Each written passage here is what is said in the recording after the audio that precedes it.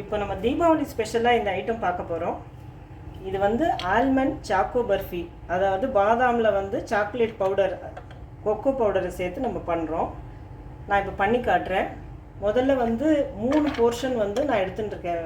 Almond 3 cup அளவுக்கு. நீங்கள் எந்த டம்ளர் எடுத்துக்கிறீங்களோ அதை யூஸ் பண்ணிக்கோங்க. அந்த 3 டம்ளர் பருப்புக்கு 4 டம்ளர் சுகர் எடுத்துக்கிறேன். இப்போ முதல்ல இந்த ஆல்மண்டை வந்து சின்னதாக ரோஸ்ட் பண்ணிக்கோங்க. கொஞ்சம் நேரத்துக்கு ரோஸ்ட் பண்ண போகிறேன். இதை நான் ரோஸ்ட் பண்ணிட்டேன். ஜஸ்ட் ஒரு ஃபியூ செகண்ட்ஸ் பண்ணால் போதும். அது வந்து கொஞ்சம் கிறிஸ்பியாக இருக்கணும், மொறுமொறுன்னு இருக்கணும். தொட்டு பார்த்தா இங்கே பாருங்களேன், அந்த மொறுமொறு போகிற வரைக்கும் சூடு பண்ணிவிட்டு நிறுத்திடுறேன். கொஞ்சம் ஆற விட்டு நம்ம மிக்சியில் அரைக்கலாம். பொட்டால் இங்கே பாருங்கள், இது ஒடிஞ்சிக்கிறது, ஈஸியாக ஒடிஞ்சிக்கிறது. அந்த மாதிரி பதத்தில் நீங்கள் இறக்கணும். ஒரு இன்னொன்று காட்டுறேன். இது ஒரு பட் பட் பட்னு சத்தம் கேட்கும். ஓரளவுக்கு இந்த மாதிரி கிறிஸ்பியாக இந்த சத்தம் கேட்குற அளவுக்கு வறுத்துக்கோங்க. இந்த தொட்டணும் ஈஸியாக உடையிறது பாருங்கள். இதை காட்டுறேன். உடனே உடஞ்சிடுச்சு. இந்த மாதிரி பாத்தில் எடுத்துக்கலாம்.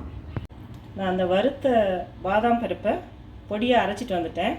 நீங்கள் வந்து ஒரே அடியாக மிக்சியில் அப்படியே அடிக்காமல் ஒரு பல்ஸ் மாதிரி கொஞ்சம் கொஞ்சமாக விட்டு விட்டு ஒரு ட்ரிப் அடிச்சுட்டே இருங்க. அப்போ வந்து இந்த மாதிரி கிடைக்கும். நம்ம வந்து 3 கப்பு ரோஸ்டட் ஆல்மண்ட் எடுத்தோம், அதை பவுடர் பண்ணி வச்சுருக்கேன். அதுக்கு 4.5 கப் சுகர் எடுத்துகிட்ருக்கேன். 1 கப்புக்கு 1.5 கப் வீதம் சுகர் போட்டிருக்கேன். 2 கப்பு தண்ணி ஊற்றிருக்கேன். இப்போ பாகு வைக்க போகிறேன்.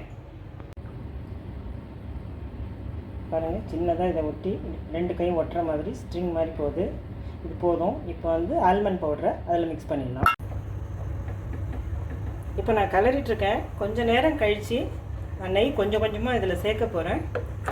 அதுக்கப்புறம் இது பதம் வரும்போது பார்ப்போம். இது வந்து இந்த ஸ்டேஜில் 1/4 கப் சேர்க்குறேன். இப்போ வந்து 4 பக்கத்துலையும் இப்படி வருது, வர ஆரம்பிச்சிருக்கு. இந்த பக்கத்துலேருந்து எல்லாம் திரண்டு சென்டருக்காக வரும்போது ஒரு டோ மாதிரி வரும், சப்பாத்தி மாவு மாதிரி சேர்ந்து வரும்.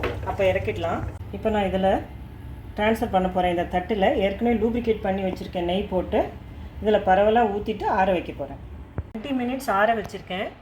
இப்போ இதை ஆறிட்டு மேலே வந்து ட்ரையாக இருக்கு பாருங்கள். இப்போ நான் இதை வந்து வில்ல போட போகிறேன். சாக்லேட் ஆல்மண்ட் பர்ஃபி அல்லது ஆல்மண்ட் சாக்லேட் பர்ஃபி ரெடி ஆகிடுச்சு. இங்கே பாருங்கள்,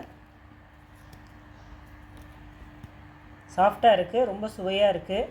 நீங்களும் ட்ரை பண்ணி பாருங்கள் இந்த தீபாவளிக்கு. Wish you all a very happy Deepavali. Thank you for